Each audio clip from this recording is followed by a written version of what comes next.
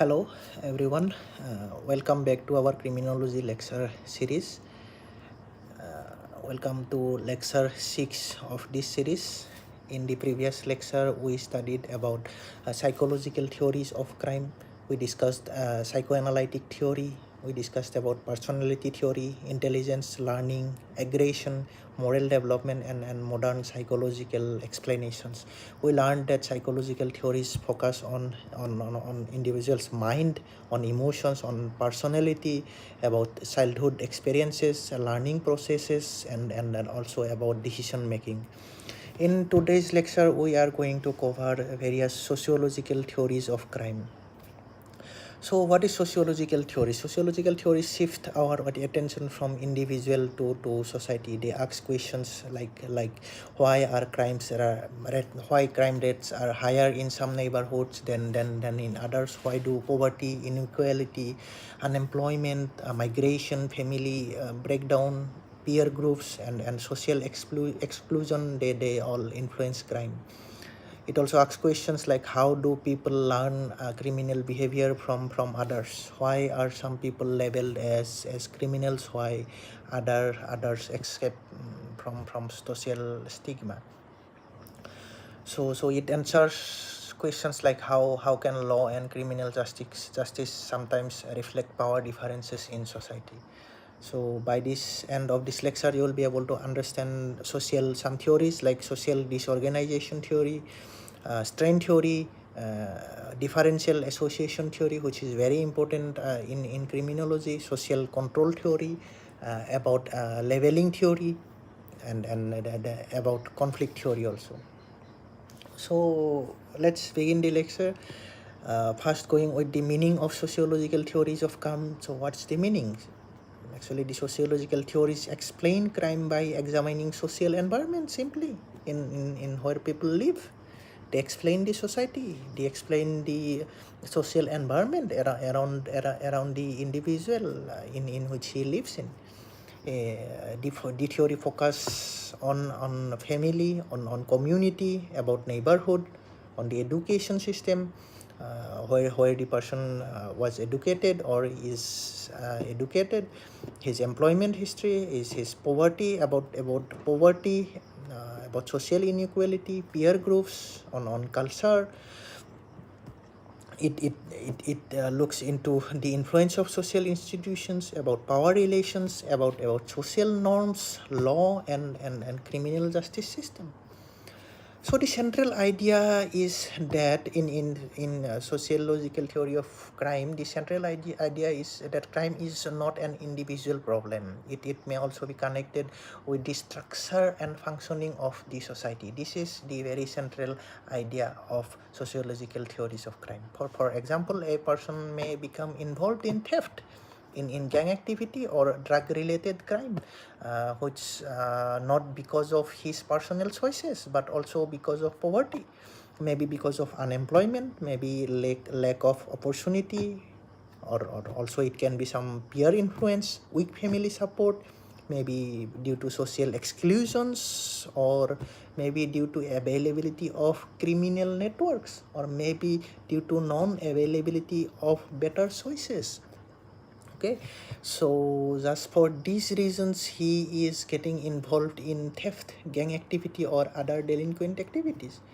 So sociological theories do not excuse crime. It is very important to note that sociological theories of crimes, it do not excuse crime. Rather this theory help us understand the social conditions that may increase or reduce the risks of crime. So what's the importance of social explanations of crime or sociological theories? Okay, so they are important because crime is often concentrated in particular communities, in social groups or social situations. For example, like some areas may experience higher level of violence because of poor housing, due to unemployment, due to lack of schools and recreational activities, due to weak community institutions, availability of drug markets, due to gang activity, rapid migration, maybe due to social isolation, even for the lack of trust in police and public institutions. So sociological theories help governments, it helps police, schools, social workers, and communities to design preventive strategies. Instead of relying only on arrest and punishments, these sociological theories support approaches such as community policing, better education, employment programs, youth mentoring, family support, urban planning, addiction treatment, neighborhood development, and restorative justice, also fair and accountable criminal justice system. So there are various sociological theories. Coming to our first theory of today's lecture, that is social disorganization theory. This theory is associated with Chicago School of Sociology, or maybe you can say the Chicago School of Criminology. It was developed by mainly Cliff R. Shaw and Henry D. McKee. So sociological disorganization theory, or SDT, was developed by Shaw and McKee. Okay, we have to remember that sociological disorganization theory was developed by Shaw and McKee, and it is associated with Chicago School of Criminology. Shaw and McKee studied juvenile delinquency in Chicago during the early 20th century. They found that delinquency rates were often higher in certain neighborhoods, especially areas marked by poverty, with residential instability, overcrowding, rapid migration, and weak community institutions. So what is the meaning of social disorganization? Social disorganization, it doesn't mean that people in a community are morally bad. Okay, disorganization doesn't mean that people in that particular community can be morally bad. On the other hand, it means that community may have some weak social institutions and limited ability to maintain order, or limited ability to support young people and solve local problems collectively. Okay, the limited ability of society to perform certain moral duties. Okay, a social organized community, on the other hand, it can have a organized community can have strong family membership, active schools, community associations, informal social control, neighbors who know and support each other. A strong community also has trust in local institutions, safe public spaces. It builds positive activities for young people. On the other hand, the contrary is socially disorganized community or disorganized society. So what can be the characteristics of disorganized society? The main characteristics are like poverty, maybe unemployment, frequent movement of residents from here to there, weak family supervision, poor housing, lack of youth facilities, low trust, limited community considerations or limited community cooperation, and most importantly, very weak and informal control over antisocial behavior. When there comes some antisocial behavior, the society having less moral order to control them. So these are the characteristics of a socially disorganized community or socially disorganized system. Okay, so what is zone of transition? Shaw and McKee actually observed that crime and delinquency often concentrated in areas near industrial and commercial centers.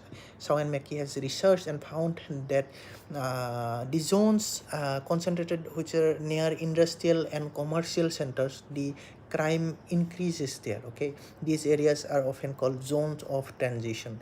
It were often marked by overcrowding, poor housing, high level of migration, unstable population with poverty, ethnic and cultural diversity, also weak community organizations.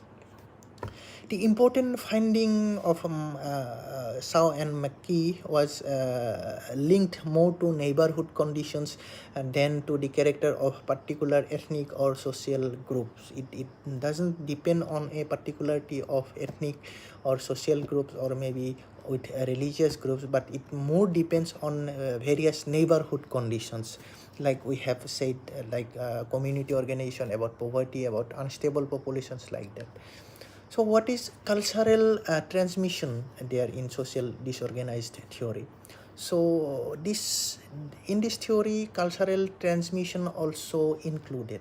Like in some neighborhoods, criminals' values or delinquent behavior may be passed from older youths to younger youths, from one generation to another generation.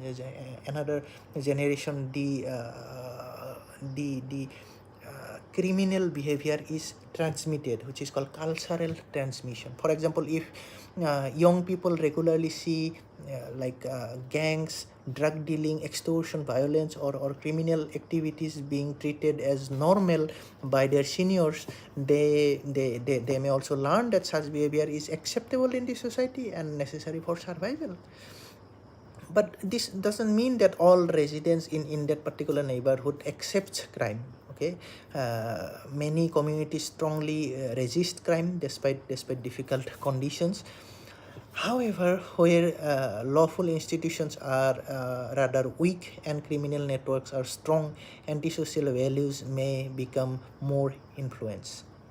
So this is social disorganization theory. We have we have gone through what is social disorganization, and this theory is useful in understanding juvenile delinquency, about gang activity, about neighborhood violence, with urban crime, community policing, maybe with crime mapping, slum and informal settlement challenges, also about youth prevention program.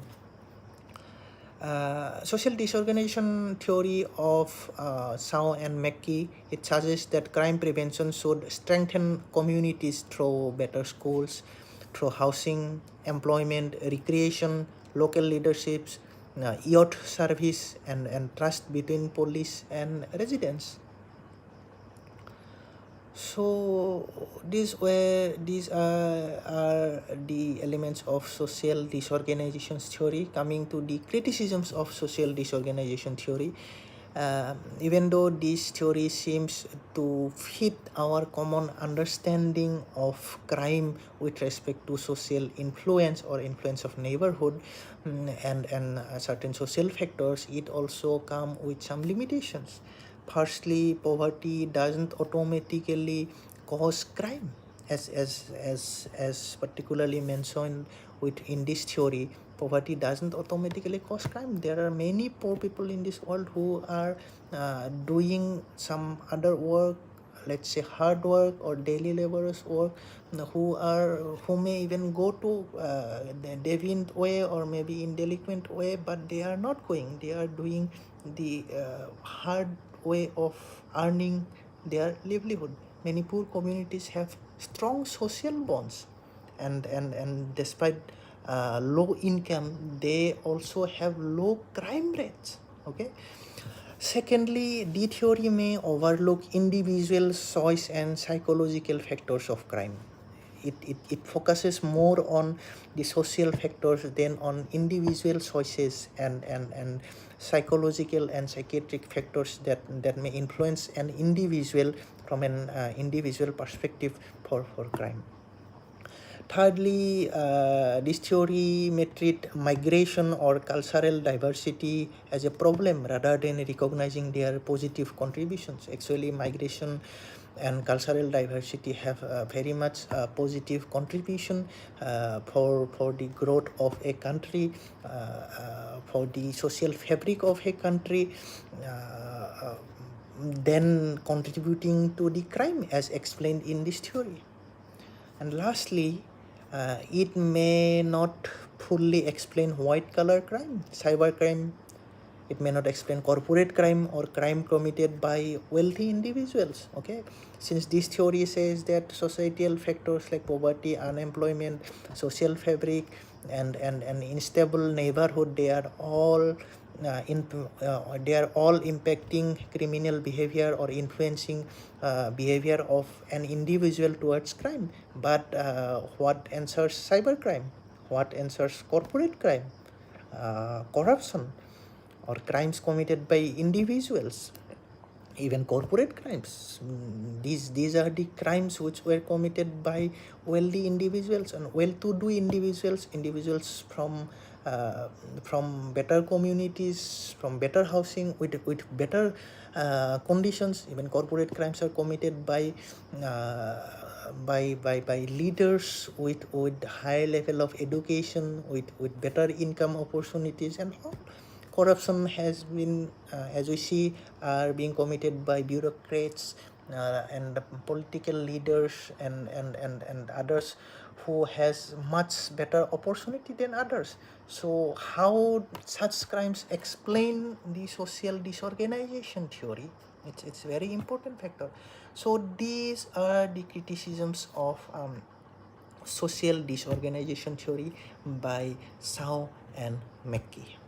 So today we have learned about social disorganization theory, which is very important for exam perspective, either UGC NET or criminology. If you are going with other exams with criminology as a subject, maybe civil services exams or etc. Social disorganization theory of Shaw and McKee is important.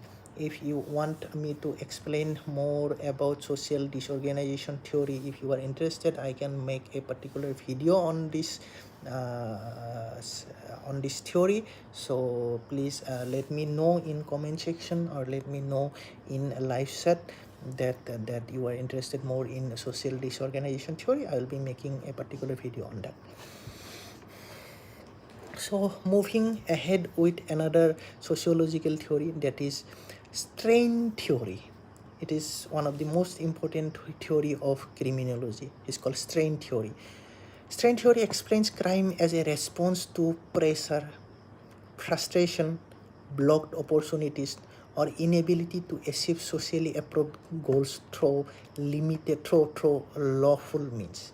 So strain theory, actually what is strain means a kind of pressure, okay, kind of pressure or resentment against frustration or some opportunities which are blocked or inability to achieve socially accepted goals. Strain theory is mainly associated with Robert K. Merton, or we can say that it is Merton's strain theory.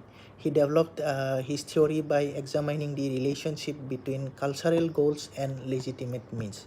He has done with two premises. One is goal and another is means. Okay, so strain theory have two premises: goal and means.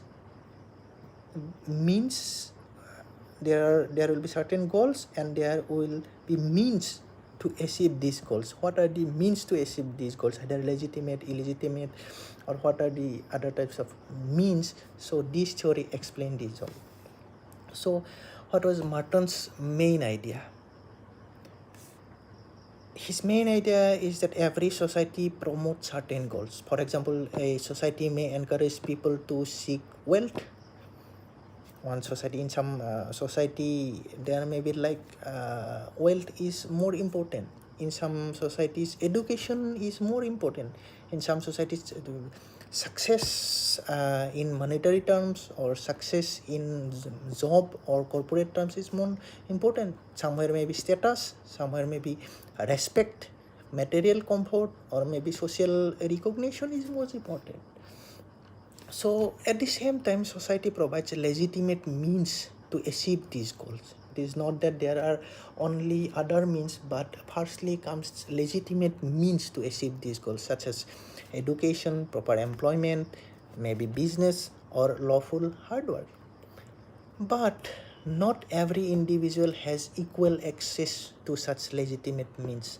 Some people may face poverty, unemployment, may face discrimination, lack of education or poor education, or maybe dropout from schools or universities, maybe lack of family support or social exclusion. So such situation may lead, such situation or such strain may lead some individuals to adopt illegal methods, illogical methods towards achieving the goals. Okay, so these methods leads to crime.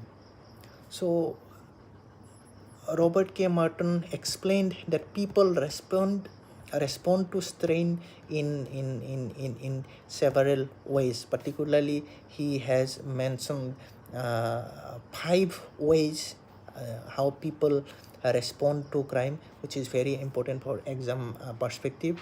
That is his 5 ways to adaptation to which strains are conformity, innovation, ritualism, retreatism, and rebellion. Okay, we can name it like CIRRR.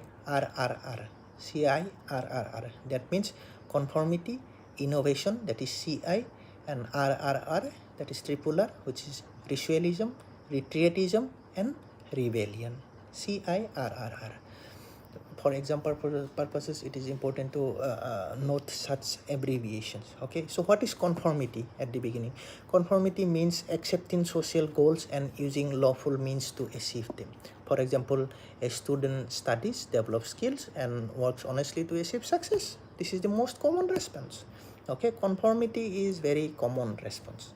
And what is innovation? Innovation means accepting social goals but using unlawful or unconventional means to achieve them. Okay, innovation comes with the goal remains the same. Okay, the goal remains the same, but the means, the ways to achieve the goals, they remain unlawful or unconventional. People try to innovate their ways. People try to innovate their means to achieve the goal. For example, a person may want wealth and status, but using fraud, bribery, theft, corruption, maybe using cybercrime or drug trafficking to achieve these goals. Okay, innovation is a mode that closely associated with crime. So that is innovation. Coming to ritualism, it means that it having the meaning of giving up or reducing the importance of major social goals, but continuing to follow lawful rules. For example, like a person may no longer expect wealth or high status, but continues to work honestly to follow rules. He may want something very good happen to him. He has no such goal, but he is in a normal way of life, doing something honest and following the rules of society or rule of the state. So ritualism is like he is doing ritual activities, okay, without violating any law, without violating social norms. He even not having some higher goals or higher agenda in life to do something bigger. Okay, so that is ritualism. Coming next, retreatism. What is retreatism? Retreatism means rejecting both social goals and lawful means. It rejects goals and means. Okay, a person may withdraw from society through substance misuse, with chronic homelessness, or with isolation. So retreatism basically means that people involving in drugs or other intoxicating substances, or maybe in certain homelessness activities, or maybe giving up the societal values and living their own life. Okay, so retreatism is like they are just giving up on the society. Okay, simple. They have no goals and even no means. But we must say one thing, that not all retreatists commit crime, but some may become involved in illegal activities, but not all retreatists go with the crime. Okay, some may get involved with let's say music, or some may become like just roam around as homeless people, but they may not involve in crime. They have no intention for any goal or anything. Just retreatism. Someone is being involved in his or she is taking drug or maybe other intoxicating stuff, but he's not compelling anyone, he's not selling off anyone, he's not doing anything bad. Okay, he's doing anything bad unto himself, not to the society. Okay, not to any other person. So that is retreatism, and we must note that not all retreatists commit crime. Of course, some may commit illegal activities. Okay. Someone says pranks and travel, maybe pranking. He say what? Hi, yes, hello.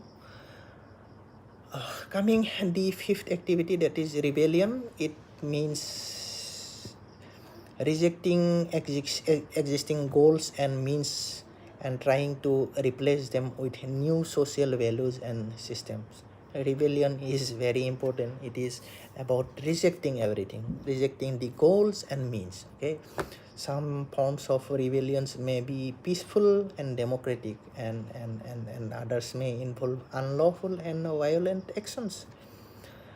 So rebellion is one of the most important factor in criminological behavior, where in most cases rebellion leads to criminal activities. Okay, they try to replace both societal goals and legitimate means to achieve the goals, and they go with complete innovation in both the ways. They set their own agenda, or they set their own goal, and also they set their own means to achieve these goals. Okay, so these are the important premises that Robert Martin has done with modes of adaptation, that is conformity, innovation, ritualism, retreatism, and rebellion, that is CIRRR. Okay, so this is all about strain theory of Robert Martin. Next, coming to another strain theory, what we may name as general strain theory in criminology, and it is associated with Robert Agnew. Okay, so strain theory is associated with Robert K. Martin with 5 premises or 5 adaptation notes. On the other hand, general strain theory is associated with Robert Agnew. These two may be very confusing in exam purposes, so we must remember that strain theory is all about Robert K. Martin, and general strain theory is all about Robert Agnew. Okay, so Agnew, what he did, he expanded Martin's theory. He argued that strain can result not only from failure to achieve wealth or success, but also from negative experiences. They may include like family conduct with abuse, bullying, humiliation, unemployment, maybe due to relationship breakdown, maybe due to discrimination, academic failure, maybe with financial stress, maybe due to loss of loved ones. So such experiences may create anger, frustration, depression, or resentment. Some people may cope through lawful methods such as seeking support, education, counseling, or peaceful problem solving strategies.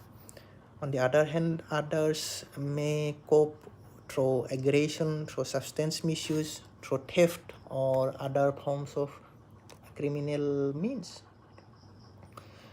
So this is general strain theory about Robert Agnew. What's the relevance of general strain theory?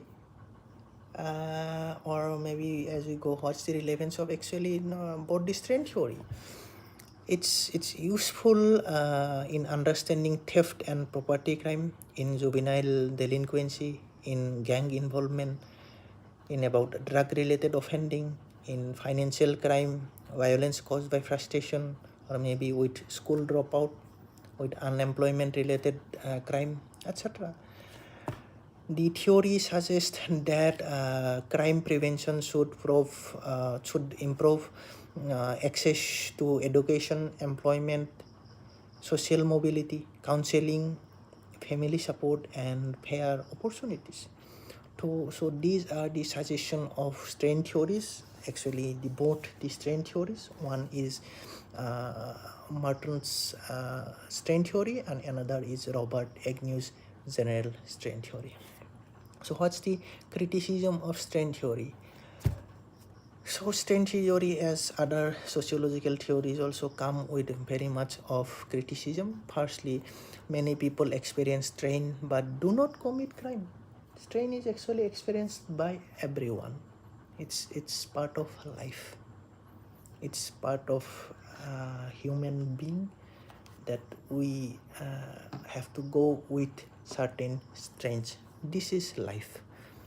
But it doesn't mean that we have to go with the route of crime. We have to go with delinquent activities.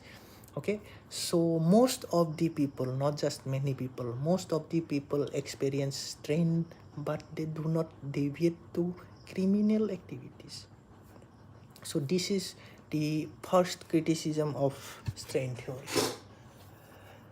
Secondly, the theory may focus too much on low-income neighborhood crimes, or may not fully explain crime committed by individuals with high-income individuals, or with wealthy individuals. Okay, this theory is all about actually middle and low-income societies or low-income individuals, and not about white-collar crimes committed by wealthy individuals, or maybe not about corruption or cyber crimes.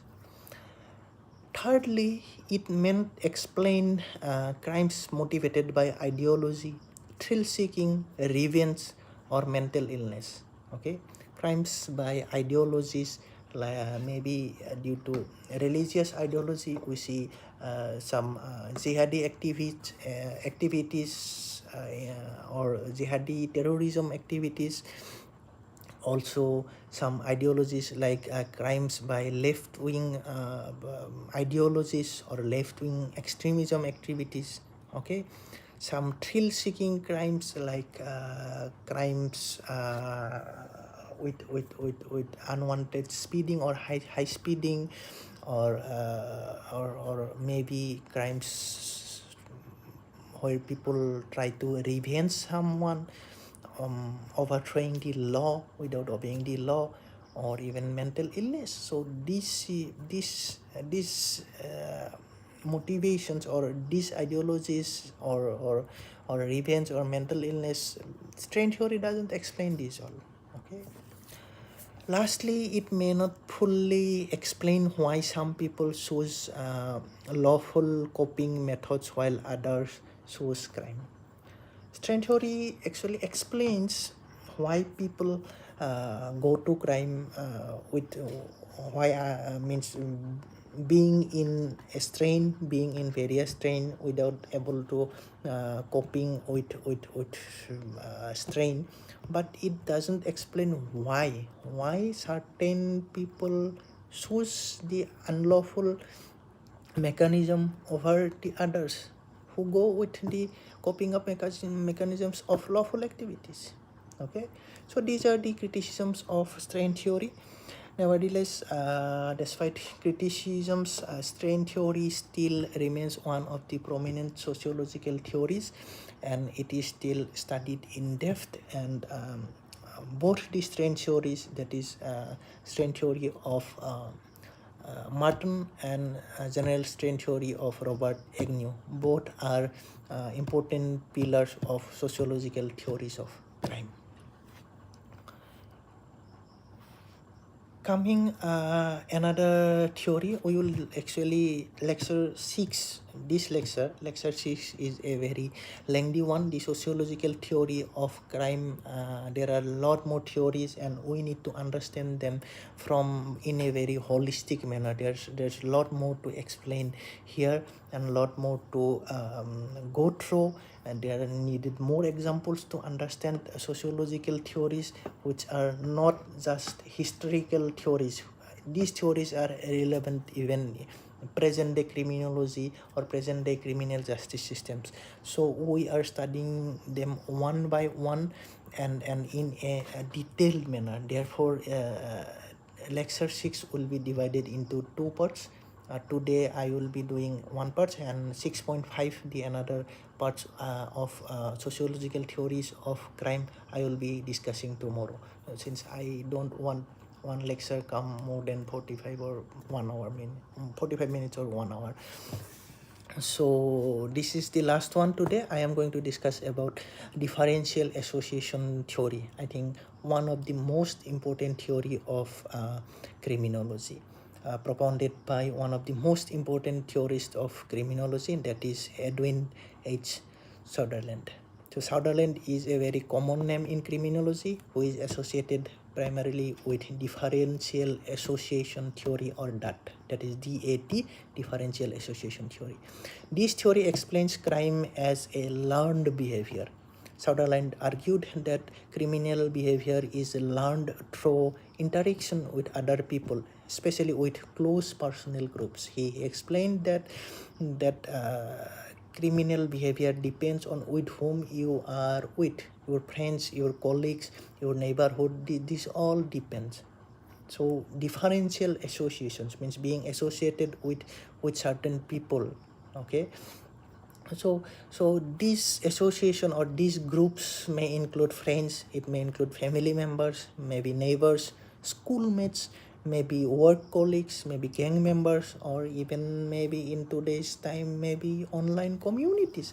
Like if we try to make one community, like I am starting this criminology live lecture here, if you people are interested, I see some people are getting interested in this lecture from the very beginning of 7-8 people. Now I think 80-90 people are being interested. Maybe in further time there will be 500 or 1000 people will be interested, and if it goes beyond 5000, I will think about making a group in WhatsApp or Telegram, where we will be discussing about various criminal theories and their applications, and maybe trying to solving your problems. So this will be our online community. Okay, so we will be studying something good about criminology. Okay, we will be trying to understand criminology for your understanding and for your exam preparations. Okay, also for your knowledge, overall knowledge on the subject matter of criminology. We will be learning mutually for better understanding in the subject. In the similar way, if some people gather in online communities that we planned or we are doing here, they are gathering for some purposes which are not permitted by law. Yes, there are also some people who have been discussing or making live in some other platforms about activities which are not permitted by law. Okay, so association with such communities may invite some individuals, may influence some individuals to divert in that way, to divert from normal way to go a delinquent way. Okay, so online communities in present day has been a very important association, like, or differential association element in youths. Okay, so what is the main idea of differential association? According to Sutherland, people learn about various techniques of committing crime. They get motivations for crime, attitude towards law. They learn attitude towards law, because in such communities and such neighborhoods where people are more influenced towards crime, there is a less respect towards law. Okay, and they also learn about rationalization of crime, that crime is being rationalized, that is, it's normal, it's good. Like let's say in our country, driving in left is the rule, it's rationalized. But if we drive on right, like in some other countries, it's not rationalized, it's irrational. Okay, so if we try to drive on right side of the road, it will be very irrational. Okay, so it will be like a criminal activity actually. So if we rationalize driving on a right rule, even on the both ways, either right or left, it will be very irrational. But in criminal environment, if in a certain neighborhood, if such activities are promoted, if everyone doing such activity, driving right and left without any traffic rule, without going through or obeying any traffic rule, it's rationalized in such neighborhoods, so everyone is committing crime there. Okay, so rationalization of crime is very important in differential associations, and the other main idea is ways to justify wrongdoing. If someone is doing something wrong, he may justify with various ways, like we have discussed yesterday, that he may justify just if someone having something bad out of one criminal activity, that is victim, he can say yes, that victim, yeah, he or she deserves it, what he got. Okay, one may say that I did this wrong because I have no other ways to do, so I did this wrong. So they are trying to justify this, which is actually not legal, not right. Okay, so a young person may learn from peers how to steal motorcycles. For example, he can learn to sell stolen goods or avoid police detection or justify theft as normal. Okay, a person may also learn attitudes like everyone does it, so I do it too. The law only protects the rich. It's one of the most important thing that we see in our society, that the law is only for the rich, not for the poor. Okay, we can also see that stealing is acceptable if you need money. If you are in need of money, stealing is acceptable. Another thing, in certain neighborhoods we see that violence is necessary to earn respect. If you want to respect, you have to go with violence. If you don't go with violence, you may be assumed as a weak person. Okay, so if a person learns such attitudes from certain societies, he has more probability to be going with deviant behavior in later part of his life.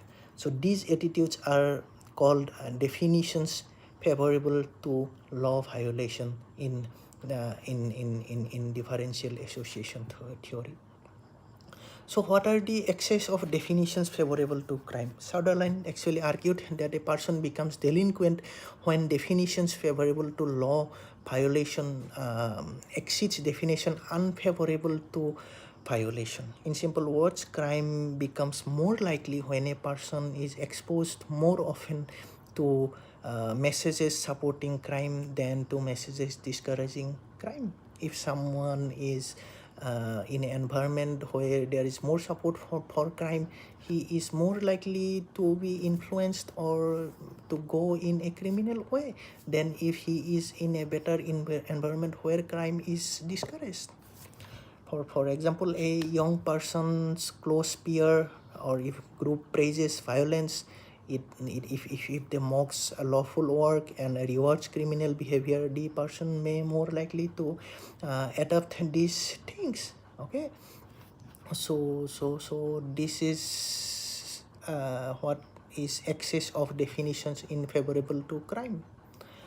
Now coming that Sutherland explained his theory through 9 propositions. Okay, we are coming to the core of differential association theory, or the 9 propositions of differential associations theory, which is very important for exam perspective and understanding of criminology. Particularly this theory is one of the core pillars of criminology itself. Okay, if we say that we are student of criminology, or we are maybe experts of criminology, maybe expert is a more higher term. You are studying criminology actually. If we don't know what is differential association theory, so there is no meaning to say that we are I don't know why we're studying criminology if we don't know differential association theory. Anyway, the 9 postulates are like criminal behavior is learned. Actually, someone is messaging me why he's looking like a goose. Actually, my avatar has gone out of my control, but I don't want to stop my lecture. It goes out of control every half an hours. So it's looking like a goose. Anyway, let's go with the content. What goes with the video? Okay, the content is most important than design and anything, at least for me and people who are actually interested in such subjects. They wouldn't mind what's happening with the content or what's happening with whatever the avatar is doing. Better to understand the contents. And now we are discussing on differential association theory, so better to focus on that than on my avatar. So first postulate is criminal behavior is learned. It is very important that no one is born as criminal. It is quite contrary to what we have yesterday learned. We have yesterday learned what? We learned from Cesar Lombroso, not yesterday, I think previous day. He has gone with born criminal. Okay, his theory was on born criminal, but here Sutherland says that criminal behavior is learned. So differential association theory's first premises is that criminal behavior is learned. Next, it is learned through interactions with others. Okay, it is not learned by itself mainly, it learned through interactions with others. It is learned mainly in intimate personal groups, the groups where someone learns it is actually intimate personal groups. Learning includes techniques, motivates, attitudes, and rationalizations. People learn definitions favorable or unfavorable to law violation. Delinquency occurs when favorable definitions overweight unfavorable definitions. Okay. Next, he said that associations differ in frequency, duration, priority, and intensity. That is differential association with people. It differ in frequency, duration, priority, and intensity. Again, learning criminal behavior uses same process as learning lawful behavior. Like say, if someone is learning subjects like let's say computer science, maybe quantum mechanics, maybe physics, maybe astronomy, or maybe if someone is learning Python, okay, in the similar way someone may learn how to hack your computer, okay, or how to hack your bank account. Okay, so the learning process is same as learning a lawful behavior or lawful subject. Lastly, the last premises or last postulate is crime may express general needs, but these needs cannot explain crime because lawful behavior may satisfy the same needs. It simply says that the needs or the goals for what the way of crime is gone through, means people go through the way of crime to achieve such some needs or some goals. The need cannot actually justify the way. The need or the goal, it cannot justify that. Let's say I need money, for that I am going to the way of theft or maybe dacoity or maybe robbery. I may get some, I do have some other ways like lawful behavior, like doing hard work or doing business or doing a job, than going with the way of theft or robbery or dacoity. Okay, so crime explains the needs. Okay, like legitimate means also explain needs, but it doesn't justify the needs. Okay, so this is the 9 propositions of differential association theory. These are the propositions. Okay, now coming to the relevance of differential association theory. This theory is useful in understanding peer influence, about gang crime or gang behavior, about family-based criminal activities, about organized crime, white-collar crime, even about workplace corruption, even about cybercrime, and also juvenile delinquency. It is particularly important because it shows that crime can be learned in professional and privileged environment as well as in poor communities. This theory explains both, not like the social disorganization theory who were more focused on poor neighborhood, unemployment, etc. But differential association theory explains that criminal activity can be learned while being poor or maybe in a very wealthy environment too. It depends upon the association, the one's willingness or one's opportunity to be associated with what type of environment or what type of association you want. Okay, let's say in another example, financial fraud may be learned through workplace culture. There's no need to be people in poverty or in unemployment status to learn through financial fraud or corruption. Like if a person in higher authority may get involved in corruption, and definitely a person in higher authority mainly gets involved in corruption, and for that there is no need of poverty, for that there is no need of unemployment. Okay, so differential association theory explains these all types of crimes. Therefore this theory stands as one of the most successful theories of criminology or sociological theories of criminology. So this is the main explanations or main descriptions of the differential association theory of Southern, and it is one of the most important theory, as I have mentioned, for understanding of criminology and for even exam purposes. Coming with some criticisms of differential association theory. Firstly, the theory does not clearly explain why people reject criminal influence even when they are exposed to them.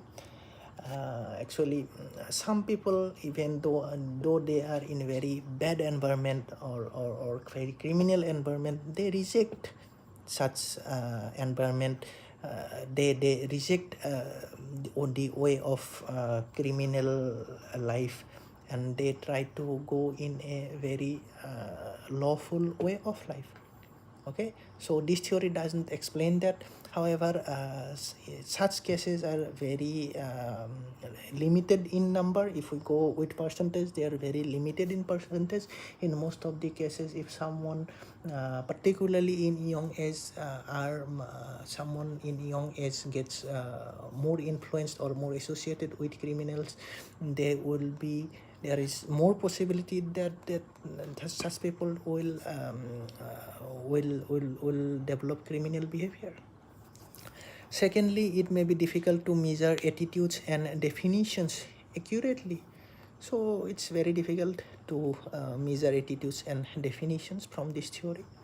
Next, it doesn't fully explain spontaneous or impulsive crime. Yes, of course, some crimes like impulsive crimes due to some mental conditions, or maybe some spontaneous crime due to spontaneous reactions. So differential association theory doesn't explain.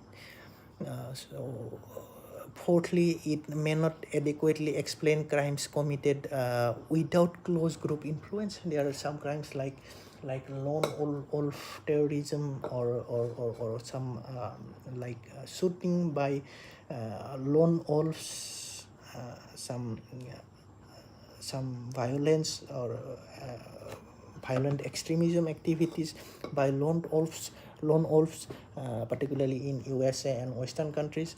So even such people, if are not associated with criminals, they may also get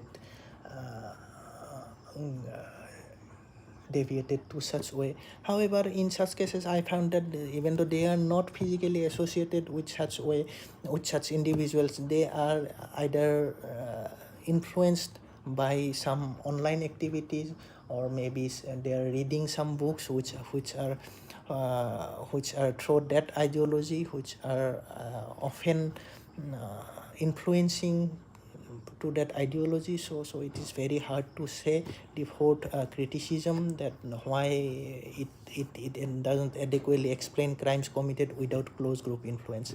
Okay, so anyway, there is criticism in every theory.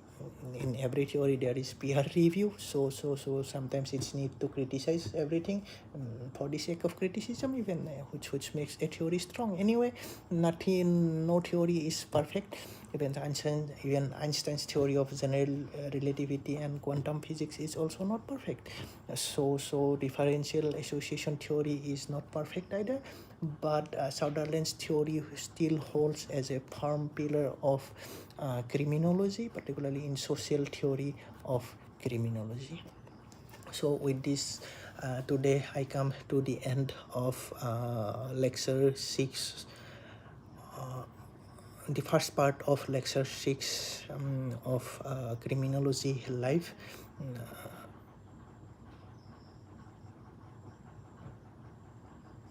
So probably I will be discussing the latter part, that is social control theory and other theory, in the next part. Most probably tomorrow we will be going with this, and if you have any questions, we can go with it. If you have any questions, you can write in the comment box, and we'll be discussing about that. We'll be answering that, and till the next part, happy learning and good night.